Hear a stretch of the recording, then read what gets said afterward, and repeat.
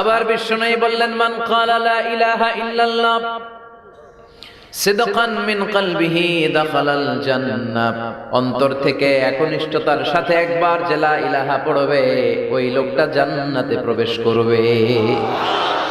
তার অপকর্মের কারণে, তার পাপের কারণে হয়তো সে পানিশমেন্ট পাবে জাহান্নামে, কিন্তু ফাইনালি সব শেষে সে জান্নাতে ঢুকবে, ঠিক কিনা?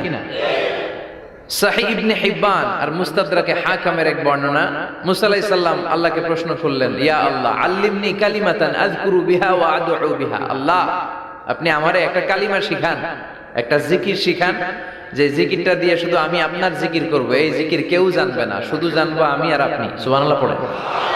আল্লাহ বললেন, ইয়া মুসা ইকরা লা ইলাহা ইল্লাল্লাহ, মুসা তুমি পড়ো লা ইলাহা।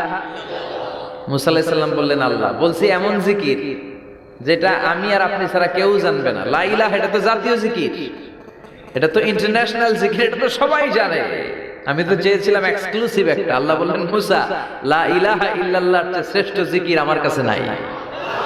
আমি আল্লাহর দেয়া সর্বশ্রেষ্ঠ জিকির হচ্ছে লা ইলাহা লাউ তাদাউ লা ইলাহা ইল্লাল্লাহ ফি কাফফা ওয়াস সামাওয়াতু ওয়াল আরদু ফি কাফফা। ও মুসা, সাত আকাশ সাত জমিন যদি দাড়িপাল্লার এক পাল্লায় রেখে দাও আর লা ইলাহা আরেক পাল্লায় রেখে দাও, লা রাজাহাত কাফফাতু লা ইলাহা ইল্লাল্লাহ, মুহূর্তেই লা ইলাহার পাল্লাটা ভারী হয়ে যাবে।